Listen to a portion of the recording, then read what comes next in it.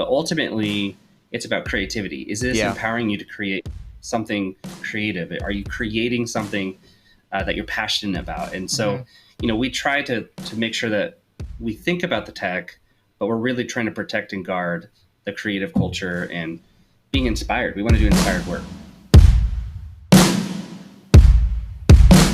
Hey guys, welcome to the Evan DiDio Show. Today, I'm very excited about this interview because not often do you see a certain level of standard that you know that God really loves and that God appreciates and honors.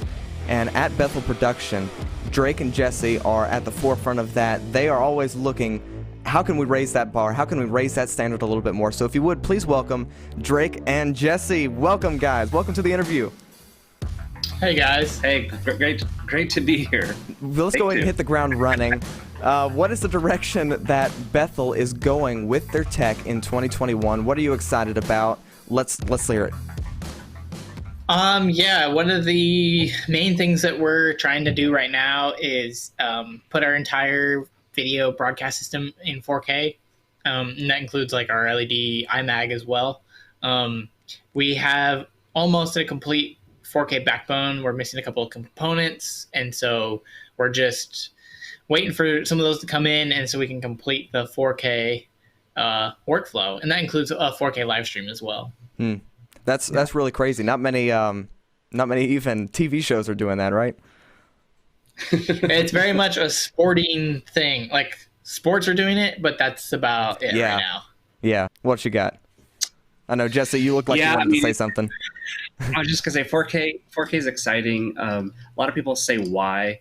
I think, the consumer doesn't really need 4K, but for archive and posterity and just future stuff, 4K is important. So thinking about the post-production and being able to crop in more than usual, that's really helpful.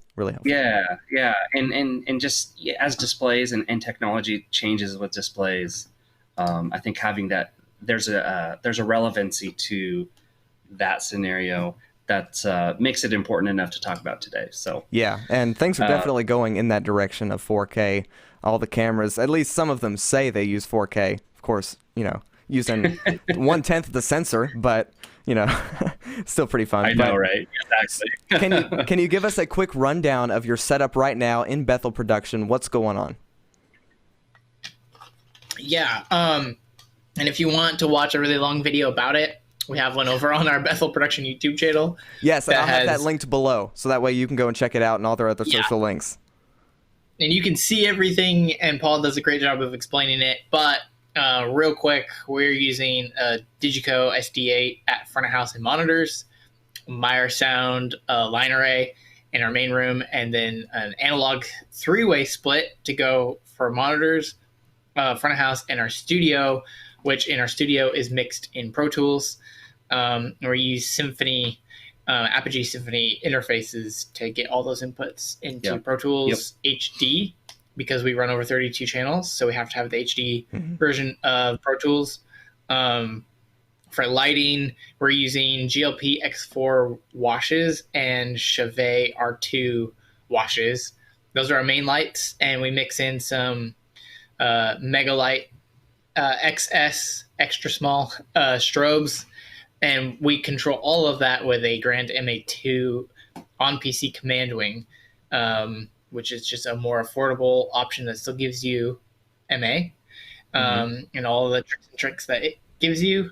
And then our LED is Unilumin UPAD 3 4.8 millimeter tiles, and we drive all of that with a custom built PC running Resolume, and we built the computer specifically for Resolume. Hopefully that doesn't sound like Chinese. I mean, I know. I love how they name some of these lights. Like they're trying to make you have to think about them before you say them. Yeah. And again, if you go watch our video, you can actually see all the products that that I just mentioned. So that might help visually seeing it and hearing it at the same time. But Jesse, broadcast? Take it off. Yeah, so we're actually using we actually have 3 video switchers in our video rack. Our main broadcast switcher is the 8K Constellation switcher by Blackmagic. And we also have the original 2ME panel that is used to control that. We also have the 2ME production studio switcher, I believe is what we're using for our like in-house screen graphics and whatnot. And then we have a 1ME video switcher for, right now we use it mostly for our multi-view stream that we do on Sunday mornings, if you've seen that. And then it's also, here's a tip. We get this question all the time, people asking how the heck do we get comms on our embedded onto our video feed. So maybe tell them what comms we have. Yeah. And then so we're using the FreeSpeak 2 wireless comms, clear comms, and we actually have a box that takes the audio from the FreeSpeak and converts it to a standard analog XLR. Yeah, that's cool. I don't remember what the box is called. Yeah, I forget the name of the box, but essentially you can Google it. But basically, ClearComm, the XLR outputs power the packs as well, so they're sending power down that XLR. So you don't want to plug that XLR into any audio equipment. Yeah. Because you could fry it, and so it passes through a box, which basically just strips the power and sends the audio into our switcher. Basically, it's a little resistor guy in there. Yeah. And then, so we have 3 switchers, and then that same switcher that does the multi and the comms, we also use that for, sometimes we have simultaneous broadcasts happening at one time. And so we can actually do 2 broadcasts simultaneously. Wow, yeah. We can actually do a lot more. We can do, if you want to really like exaggerate a little bit, we've done 3 at once plus 2 Zooms. Whoa. So there was a day where we did actually 5 in one day. That was pretty insane. But we pretty regularly do 2 live broadcasts at one time. Mm-hmm. And that can all happen from our one control room. Mm-hmm. Wow. Space is very limited at the church, and so we have one decently sized broadcast control room that we can stream all of that out of. One of the beautiful things with the FreeSpeak 2, actually it is. Mm-hmm. The FreeSpeak 2 comms is there are 4 channels. And so we'll actually take, we can basically assign a channel per room if we needed to. Wow, that's cool. Which means we can have a front of house or party line plus a broadcast mix for both rooms. So there is that functionality there. So it's really easy just to turn down a channel that you're not using and listen to the one that you want to participate on. Yeah, that's really cool. Now I want to get down to the nitty and the gritty, what everyone wants to know. Mm-hmm. What cameras are y'all using? And we'll talk more about the Red. I don't want to spoil anything. We'll talk more about the Red here in just a minute. But what cameras are you using, and what lenses do you prefer to go with those cameras? Yeah, we'll both talk about this. We have a lot of Blackmagic equipment, and I think over the years, I think we have actually used every single model that Blackmagic offered. And isn't that fun to say? We're using Blackmagic in church. Isn't that fun? Like, oh yeah, absolutely. It's redeemed. Yeah. I think we use the toasters. If you know what the toasters are, they're silver. They're the production and cinema. They call them the cinema camera and the production camera. They have the 4K and 2K versions. Mm-hmm. Those are old. They were the first replacement to using DSLR. Wow. When using like a 5D Mark II or something comparable. Yeah, they took an SSD right inside, had an SDI out. It was pretty nice. We've used the micro studios. We've used the full-size studios. We've used the full-size Ursas. The Ursa, we call them Ursa Majors. And then the Ursa 4K and the 4.6K version 1. Wow. And version 2, which typically we would rent those. Mm-hmm. And now we currently still have Ursa Mini Pro 4.6s. We have an Ursa Broadcast, and we also have 4 Pocket 6Ks that we sprinkle in the mix. Mm-hmm. So a lot of Blackmagic still. And then now have just sprinkled in 3 Red Komodos into that Blackmagic lineup. That's cool. Go ahead. Sorry, I was just going to say, a lot of people don't realize, Blackmagic offers a lot of quality for a really entry-level price. Yeah. They're not amazing cameras, but they do offer quality. In fact, we use our stuff so much. I think we've gotten way more than our money's worth. Yep. How many years have we had our? Since 2017 is when we bought all the Ursa Mini Pros. So it's approaching 4 years. Yeah, 4 years is a good run of life for that's a lot of mileage. Blackmagic camera. Yeah, especially for us. Only 3 of them are dead. Yeah. So we've had 12 only 3 total. 3 of them are toast. The other ones are slowly getting there. Yeah. Which is honestly why the only reason why the red Komodos came along is because we were replacing broken gear. So it wasn't actually that we were purchasing new as much as we want to. We still have a budget as well.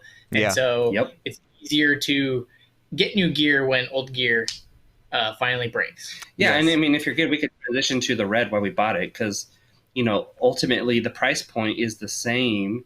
We were looking at a decision of do we buy another Ursa camera, a brand new one, or do we look at something that maybe can offer some more quality, higher quality, better components?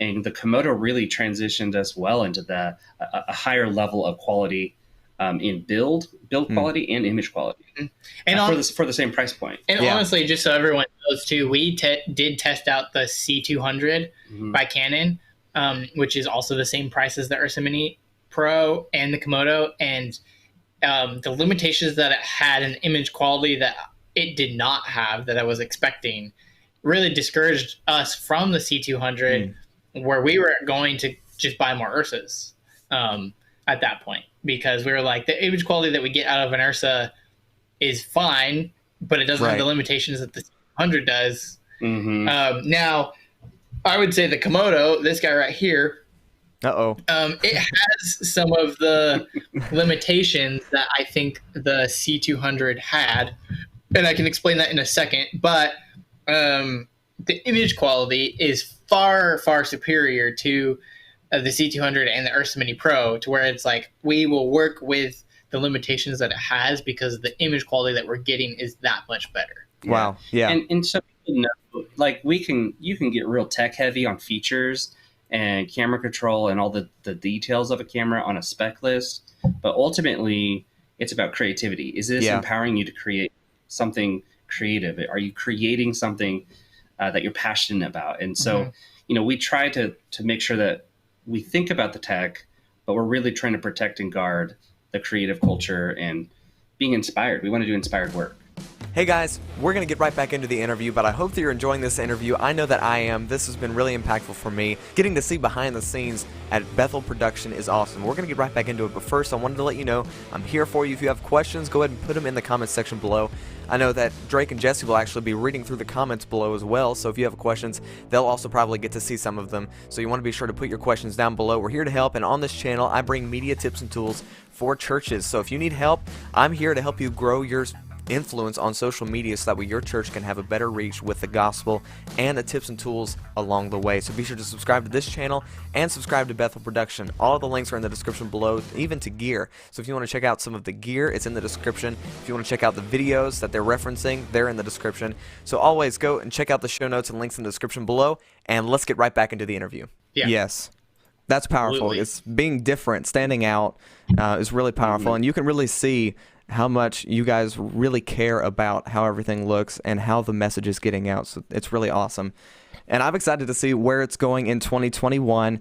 Now, here is a fun question. I gave them, just for you watching, just to give you a little heads up, I did give them a little bit of time to think about this. But if you had $5,000 to spend on a live streaming setup, what would you spend it on and why? Let's hear it. Well, I think Jesse and I probably have the same approach to this, which is first off using a Blackmagic A10 Mini Pro as our switcher. And that's kind of the backbone.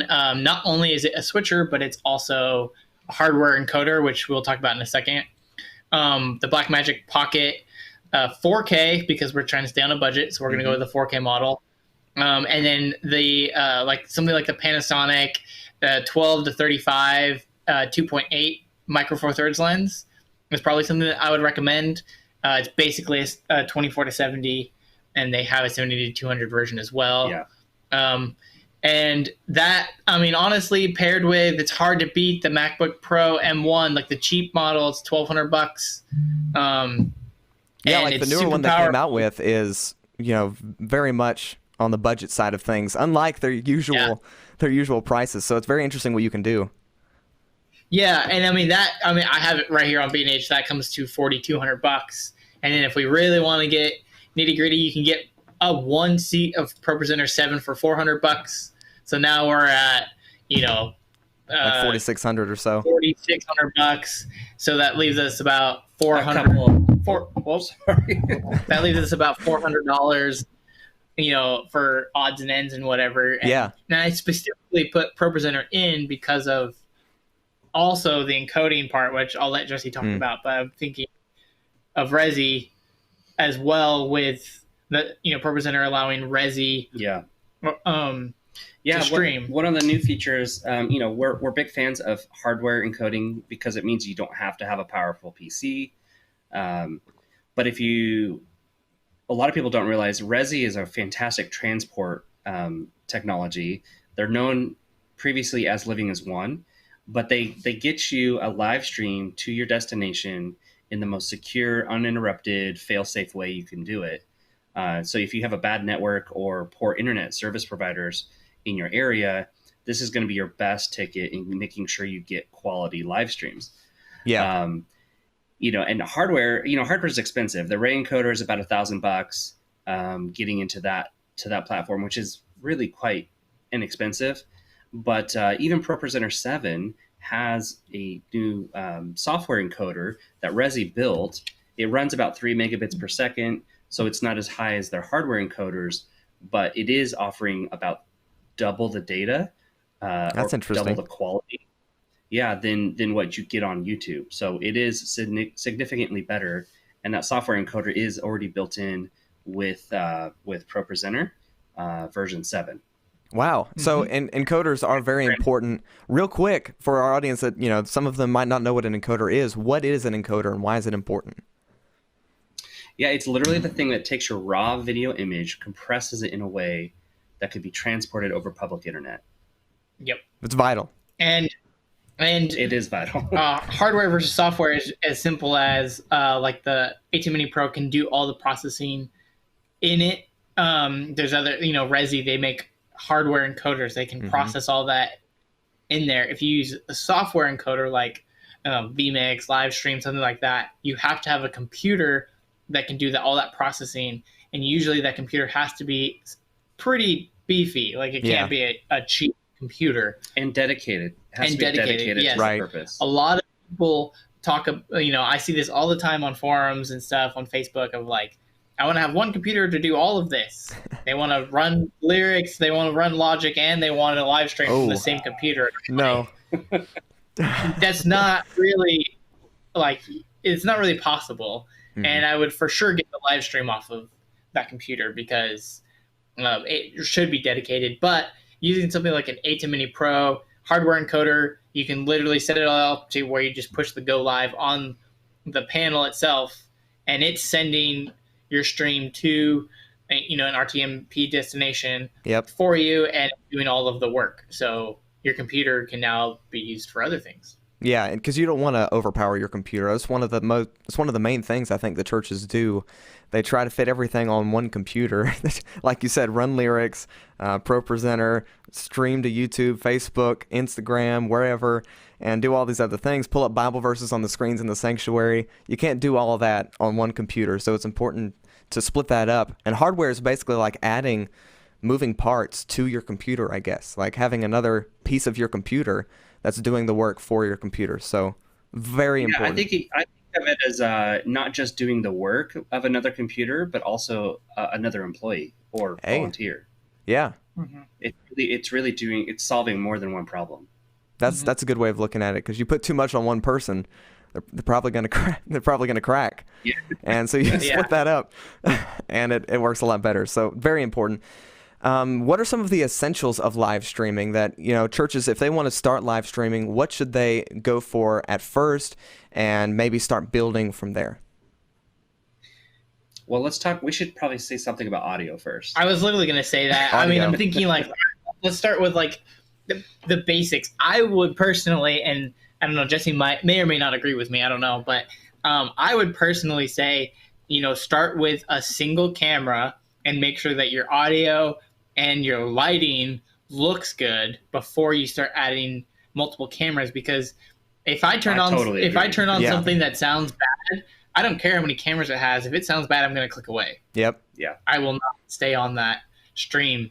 And so audio is super key, I feel like, before you even start adding things. And kind of going back to what we just said on the last question, if we really wanted to answer this $5K budget, I mean, the iPhone 12 Pro Max is a fantastic camera, and it can live stream for you, and it fits in your pocket. and if you use something like the Filmic Pro, you can have the ultra wide and the telephoto lens at the same time. And so there's budget friendly solutions that are pretty good, and you can put like a board mix into this, like iRig interface. You can plug it in, plug an XLR in, and now you have audio into it. So I totally agree with you. I would like to offer this one approach, which is a lot of people, they go live because that's what everyone else is doing. I always like to challenge people. Does it really need to be live?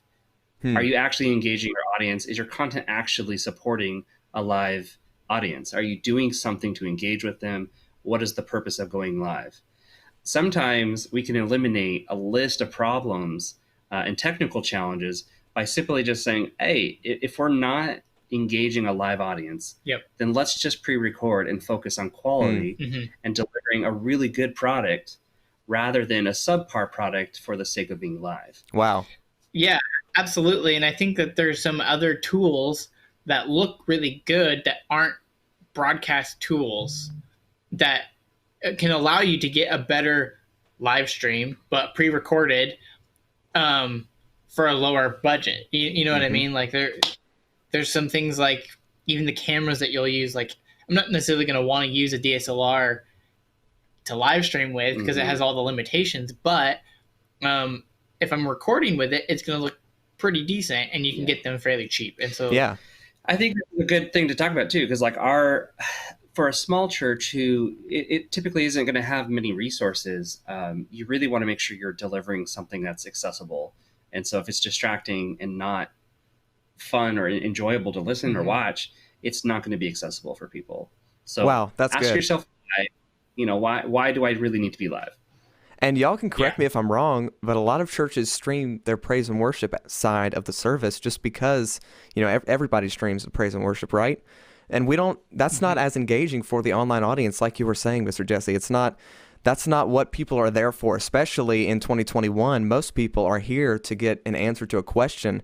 They're hungry for something, and that's something that maybe the pastor can deliver better than the praise and worship team can. So it's something to definitely look into. Should you be streaming everything that you're streaming? Should you be pre-recording and streaming it later? That was a great point you brought up. Thank you for bringing that up. Yeah, you bet. Yeah, so it's honestly something I'm really passionate about. So yeah, obviously. Now, here's the final question. I'm very excited about this. Before we ask the question, be sure to go and subscribe to Bethel Productions YouTube channel and subscribe to this channel for the newest media tips and tools for churches. Very important that you do that, and like this video and share it on Facebook and wherever else you want to share it. Share it with your family, share it with your mom. She might not have any idea why you're sharing it with her, but hey, go ahead and share it with her. So now for the final question, probably the most important question, the question that everyone wants to hear the answer to. What is the best camera for churches 2021, live streaming, video production, all around? What should we be looking at? Wow, be careful. Be careful. You could make a lot of people angry right now. Oh, I'm sure. I mean, it's so hard because it's like, what's the best camera? All cameras have different budgets. If it's like budget's not a problem, I'm going to say something like a Red Gemini or a Monstro. I mean, easily my favorite camera is the Red Gemini. It costs a lot of money. Yeah. But it looks incredible and is ultimately unlimited in features because it's very versatile. It's very versatile and you can use it anywhere. But that's not a lot of Canon people out there will be cringing because yeah, they're gonna say, well, the C300 or the C500. And it's like, okay, you have autofocus, but you don't have other things like character. But oh, burn! I know. I mean, but going down from there, I feel like honestly, there's a middle of the road camera lineup that hits the 6,000 to 7,000, or probably 5,000 to 7,000, and that's Ursa Mini Pro, C200, EVA1, the new Sony FX6. Yeah. Yep. There's in some other Sony cameras, and then the new Red Komodo, and there's this like line right there that a lot of cameras hit. And I feel like if you can hit that budget wise, those are fantastic cameras. You're going to get a lot of use out of them, and they're going to look great and perform really well. And you're not going to have a lot of the limitations that cheaper cameras are going to give you. Now, there's always a step down. There's the Pocket 6K price point, which is just so hard to beat. It is. It's really $3,000, $3,500, whatever it is. Because then you can invest more in the lens, right? You can spend more money in the lenses. And native EF mount, wow, you can have so many lenses that fit that. So many adapters that fit that. Yep. 6K, RAW. It does so many things. It's hard to not say or recommend, oh, you should get a Pocket 6K. Yeah. I mean, it kind of is an MVP of cameras. Honestly, it's usually my go-to for most recommendations. The Pocket 6K? Yeah. Pocket 6K. It handles highlights better. It at least gets you into a camera mounting system or in an ecosystem of lenses that are considered professional. Yep. And so I think that's a really smart and wise purchase. You can accomplish things like camera control. Yeah. The new bidirectional HDMI SDI converter does support camera control through it as well. So with an AIDA Mini Pro, you can do tally and camera control using that adapter and extending your HDMI link with that adapter to SDI. If that makes any sense. Yes, no, totally. So that's a new feature. I think my contribution is pretty much the same as what he's saying. One thing that we're really passionate about is, before you start talking about tech and specs and what's the best for all this stuff, it's getting a clear direction and vision for your ministry and where you're taking it. The right camera is the one that supports the vision that you have. And so if your vision is just a stream on a Sunday morning, and it's a wide shot and that's the only vision you have, then it may be a 6300 with a decent, that's a decent sensor that's going to give you a good image if it's just going to be locked off. Right. If you're looking to create engaging, dynamic worship productions and mixes that inspire and create and bring an immersive experience, you're going to want to have cameras and hardware that support the specific needs for that ministry. Totally. And, for us, that looks like 24p. Not all cameras can do that, which is ironic, but 24p is one of the parts of what makes us look the way that we look. But asking yourself, like, what is the vision that I have for my ministry? And, some churches are all about television and broadcast, and they have a different goal, and they're probably going to want a different platform. Well, and I can share, this, like, I got on a conference call with a church and they were looking for some help, and they really wanted help with gear, but what I quickly realized was the vision between the main pastor, the worship pastor, and the tech team were all different. Oh, that's good. Yeah. And like, your gear is not going to fix any one of those things. Your worship or your main pastor, who you're there to serve, wants it to look like TBN, and you as the production team wants it to look like Bethel, which is completely opposite spectrum of TBN. Like, not even anywhere close.